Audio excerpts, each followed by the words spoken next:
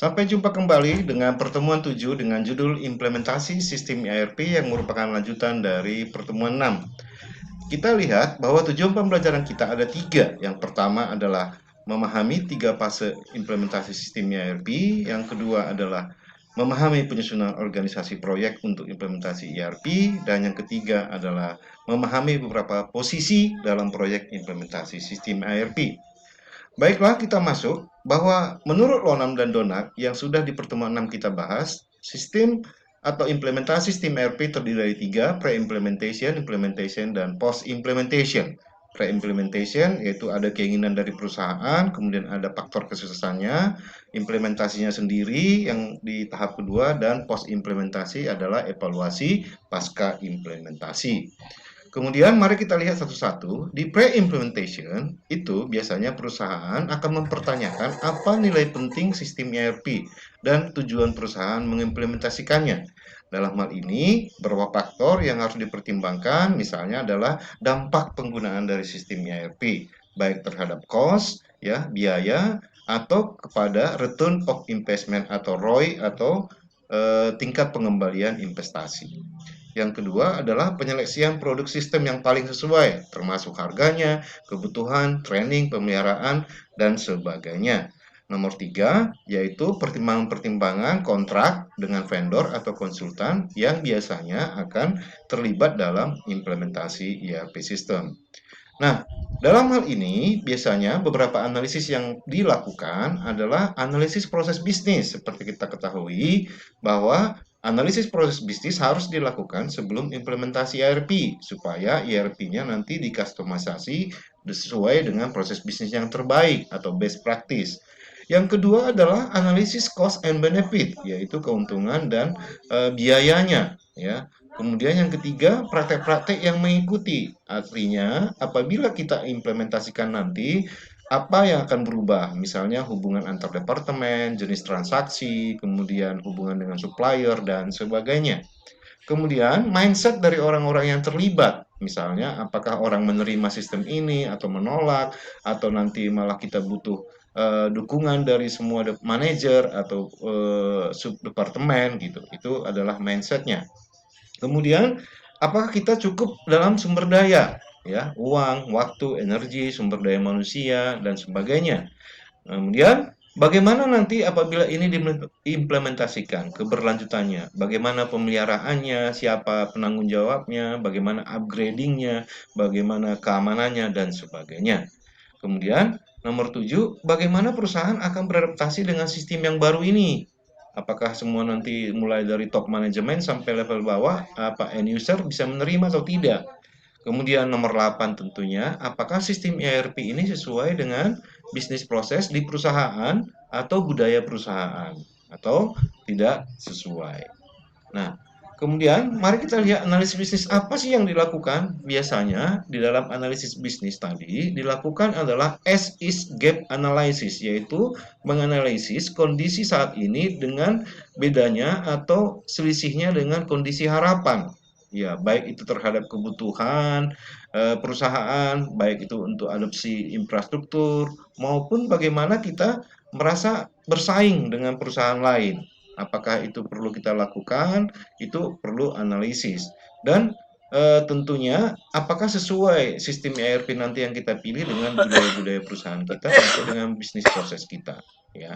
Nah, jadi analisis bisnis ini intinya adalah menganalisis kondisi saat ini as is dan membandingkannya dengan kondisi harapan atau menjadi to be-nya.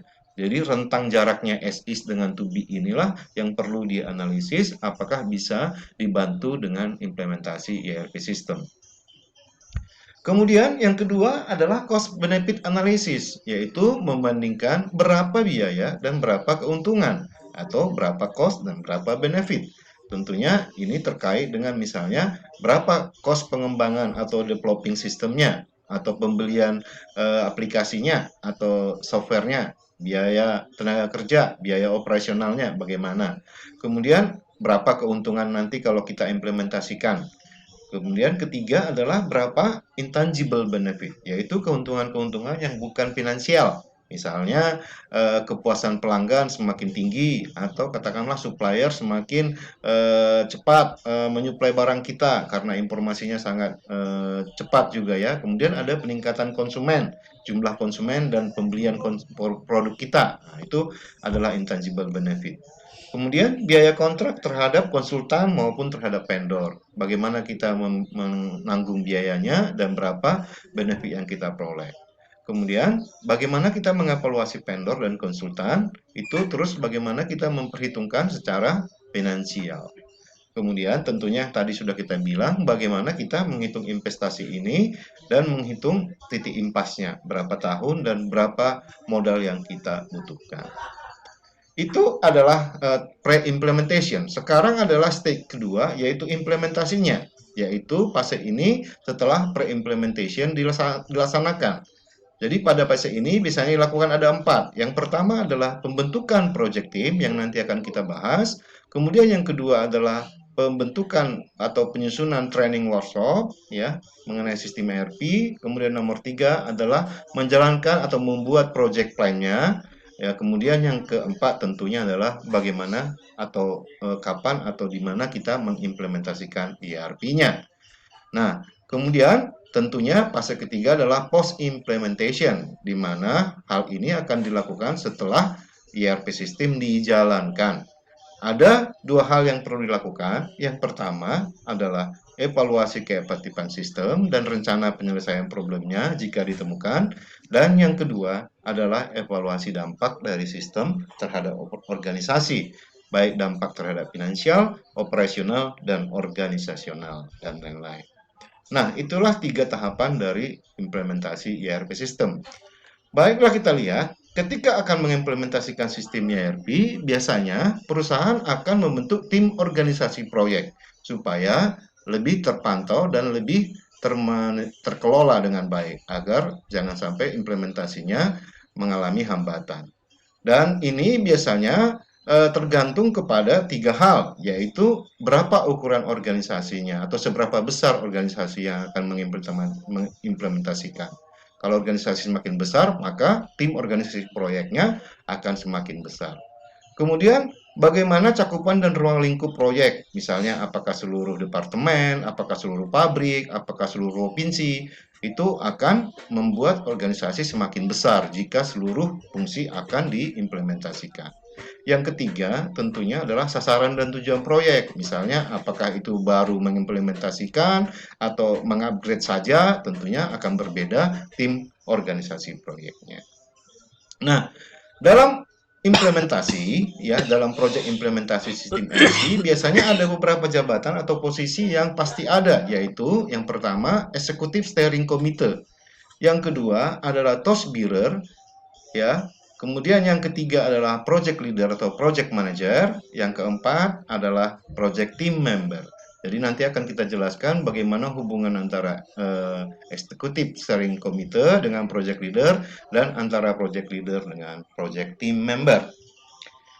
Baik, kita sekarang lihat bentuk tim project jika perusahaannya berukuran sedang atau berukuran kecil. Biasanya sangat simpel ya organisasinya, di mana mereka pasti ada yang namanya executive steering committee atau komite eksekutif top management gitu ya. Dan salah satu anggotanya diberi nama task bearer ya. Jadi anggota task bearer ini adalah salah satu anggota ESC. Kemudian ada project leader dan ada project team. Tadi sudah saya sampaikan, task bearer ini adalah seorang yang diberi wewenang oleh steering committee dalam memutuskan hal-hal penting dan segera dalam proyek implementasi sistem. Biasanya sangat erat dengan project leader. Kemudian biasanya task bearer ini adalah salah satu anggota steering committee dari jabatan direktur gitu ya, supaya lebih enak komunikasinya, memutuskan hal-hal yang strategis. Kemudian project leader itu berkomunikasi terus dengan task bearer supaya sambung antara bagian bawah project team dengan executive steering committee. Dan task bearer ini biasanya sangat antusias terhadap project karena beliau atau orang ini memang menjadi pewakil dari perusahaan. Nah, bagaimana kalau perusahaannya besar ya atau terdiri dari beberapa pabrik atau ada di beberapa provinsi gitu ya? biasanya mereka membentuk General Office Project yang berada di kantor pusat. Kemudian membentuk tim-tim sendiri di masing-masing pabrik atau masing-masing divisi atau di masing-masing provinsi. Ya, ini tentunya tergantung kepada jumlah bagian atau jumlah divisi atau jumlah provinsi yang akan mengimplementasikan sistem ERP. Ini jadi sangat tergantung kepada ukuran dan cakupan proyek implementasi. Nah, ini salah satu contoh di mana ada satu perusahaan membentuk steering committee dan mereka terdiri dari beberapa eksekutif tadi, eksekutif steering committee, dan mempunyai 3 tim leader, yaitu project and engineer yang terkait dengan administrasinya, kemudian ada technical implementasinya, dan ada change management, karena ERP system pasti berubah perilaku dari organisasi. Nah, kemudian mereka membagi-bagi di bawah project timnya berdasarkan departemen. Jadi project timnya ada proses timnya accounting, ada proses tim business planning, sales logistik, dan lain-lain. Sementara di sebelah kanan, lain lagi perusahaannya. Mereka membentuk dua kelompok yang namanya leader atau fungsi, yaitu fungsi teknikal yang terkait langsung dengan komputerisasinya, yaitu sistem administrator, security-nya, database-nya, network-nya, dan QS-nya. Nah, sementara yang fungsi departemen lain itu di bawah fungsional team leader. Jadi di sini ada departemen financial, logistik, human resource, itu di bawah fungsional team leader. Jadi sangat tergantung kepada organisasi atau perusahaannya. Baik, kita bahas tentang bagaimana sebenarnya ESC itu atau Executive Steering Committee. Executive Steering Committee adalah kumpulan orang-orang yang menjadi pejabat tinggi di perusahaan itu, bisa presiden direktur, vice president, dan sebagainya. Mereka biasanya untuk memastikan kesuksesan implementasi sistem. Kemudian mereka melakukan pertemuan rutin untuk membahas dan mengevaluasi kemajuan proyek. Salah satu anggota dari steering committee ini adalah project leader yang menjadi pemimpin nanti project team dan biasanya berhubungan erat dengan task bearer. Nah, dan task bearer ini merupakan salah satu direktur atau pejabat tinggi dari perusahaan. Kemudian tanggung jawab mereka apa dari steering committee ini? Yang pertama adalah memutuskan go and not go project. Ya, itu lanjut atau tidak. Nah, kedua, menentukan visi dan goal statement atau pernyataan visi dan tujuan harus jelas dari mereka ya. Kemudian nomor 3, menyetujui budget dan timeline. Budget itu biayanya, kemudian timeline itu tata waktu proyek.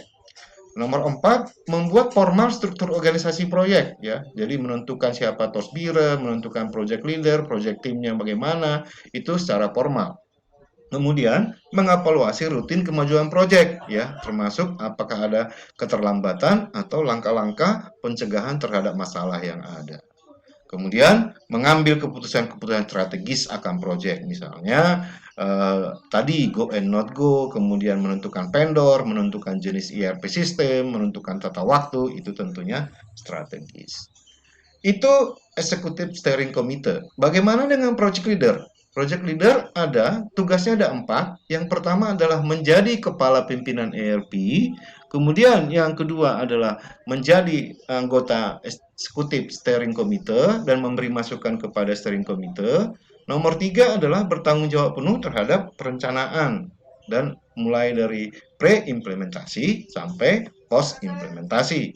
Dan yang terakhir adalah sebagai penghubung antara project team dengan executive steering committee, yaitu tadi melalui task bearer. Nah, kemudian apa syaratnya sebagai project leader? Ya, sebaiknya yang pertama adalah harus full time, iya kan? Karena project ini bukan project sembarangan, harus dikonsentrasi full. Yang kedua adalah berasal dari dalam organisasi supaya dia mengenal orang dan memahami proses bisnis. Yang ketiga, berlatar belakang operasional. Dan keempat, orang yang memang tepat secara leadership, kemudian secara skill, dia sudah memang dewasa dan dia memiliki human skill komunikasi yang baik. Kemudian, apa pekerjaannya? Ya, tentunya kita sudah lihat mengepalai project team, membuat yang namanya meeting, membuat evaluasi, berhubungan dengan steering committee, dan sebagainya. Dan tentunya terakhir project team bagi 3 tugas, yaitu membuat jadwal, menjalankan proyek, kemudian mengidentifikasi problem dan alternatif solusi, kemudian yang ketiga adalah membentuk grup diskusi yang berhubungan dengan pihak lain. Demikian pertemuan kita hari ini, dan sampai jumpa pada video